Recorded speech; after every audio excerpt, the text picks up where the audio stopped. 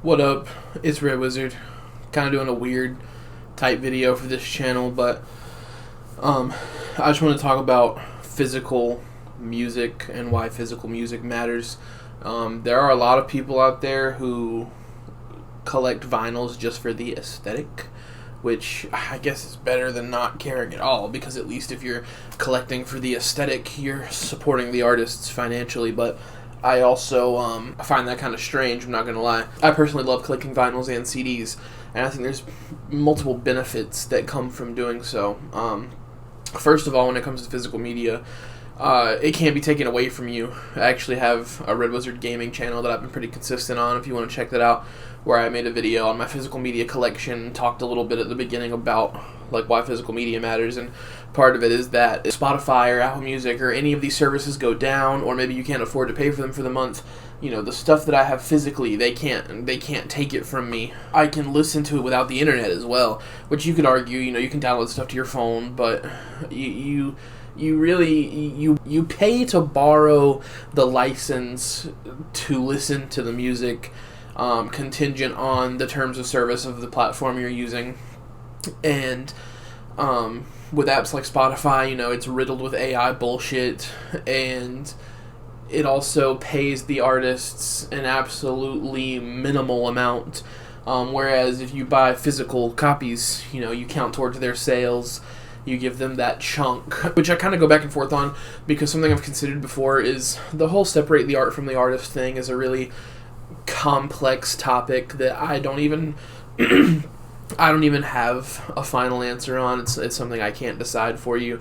I think there are some examples where an artist's negative views can bleed into the things they create, but I don't think it's always the case. I'll give an example. I'll go ahead and, out myself, cancel myself before I even get any traction. Despite Drake's transgressions, he's got a song called Fire and Desire, that's what it's called, and I love that song so much. I'm gonna be completely honest, when I was a teen, Drake was kind of the soundtrack of my teenage years. I was a huge Drake fan, and I have a lot of memories attached to that music, and a lot of strong feelings, and I do want to listen to it sometimes, and I keep going back and forth on let's say Views, for example. Views is an album that I have a lot of emotional attachment to, but at the same time, I don't necessarily want to financially support someone like Drake.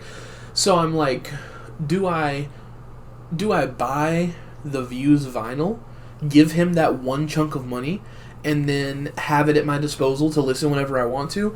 Or do I occasionally click play on Spotify or Apple Music, which I use Apple Music, I'm just so used to saying both, and, give him that fraction of a cent?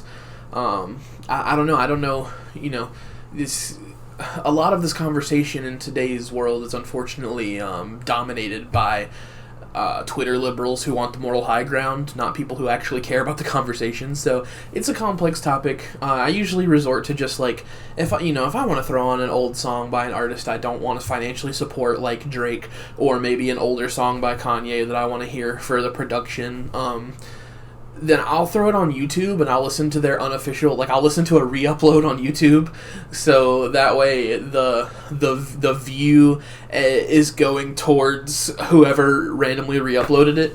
But I don't know, that whole discussion is complex. But to continue my point, though, I love Chase Atlantic. They're one of my favorite bands. If you know me and have hung out with me, I have probably played Chase Atlantic while we were chilling. So for example, I have Phases. This is a CD, and I wanted the vinyl, but actually the CD was the only thing that was available. But with CDs, I have it ripped to my PS3 now. So really, I could hang this up on the wall for decoration, which is another point in physical media's favor. If I wanted to, this came with a little booklet inside. I could take the booklet out for the cover art and put it on the wall, and have, album art of an album I love serve as decor. Continuing Chase Atlantic, I have Beauty and Death on vinyl, and I want to clarify that vinyl really is it's a different experience. I think you have to be a huge fucking nerd to care about this stuff, which I am. And if you're watching this video, you probably are too. So there's people who think that vinyl's pointless, and they think that it's just the same as listening to your phone, but there's something so different. First of all, the audio quality is different. I don't think a casual listener would notice that, but I do think that if you are an audiophile, I guess it's a weird thing to call them, but that's what people call them, then you can definitely tell some difference in the tonality of the music. But also, it's just the tactile analog experience is so different, where it's like when you throw on an album and you listen to it in the background, and it just kind of becomes background noise. But with vinyl, it's like, this is the star of the show. You take it out, and you hold it by the label on the edge, and you slide it down, and you drop your needle on top and start it, and you hear that little crackle. God, I love that crackle. And then the song fades in, and you if you're me, you truly sit there and listen and take it all in, and then the vinyl can only store so much, so eventually it's going to stop, but the album's not over. So you get up and you go over to the turntable and you pick it up and you flip it around and you put the needle on again, and it's a much more interactive experience. Not to mention just that it's something that I can physically see. With Apple Music, I've had Apple Music for years. Who knows how much money has been spent on Apple Music, and the only thing to show for it is the fact that I can still use it this month. But with this, it's like, I can see, I can pick up and look at the fact that I spent my money on these physical objects. Just a great feeling, especially because there's a lot of physical stuff you can get that's very unique, that a lot of other people don't have, which is part of what makes collecting fun. For example, shout out Maurice Nesbitt. I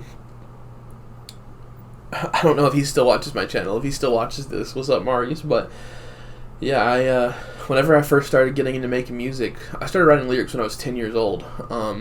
But when I would have been in middle school, I had this friend named Javon, who actually, I think he still makes gaming videos. I'm not sure though, but if I can find his channel, I'll link it. I haven't talked to him in years, but he knew that I was into music and told me that his dad had a studio and everything. So Maurice was really he was practically my mentor. I went to the studio with him a couple times, and we recorded a couple songs, and I literally learned how to stay on beat in the studio with him and my mom and a bunch of other of his friends and peers and other artists, and it I learned studio etiquette.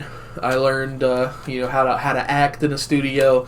I've had people I've had studios around here compliment me on that, talk about how whenever I come to work or whenever I come to the studio, it's time to work, it's time to get shit done. I'm not sitting there fiddling on my phone and getting high and trying to bring my friends up in there. And Maurice is the whole reason why he taught me studio time is time. You don't come to the studio to work on a song. You come to the studio to record the song, get that shit out there.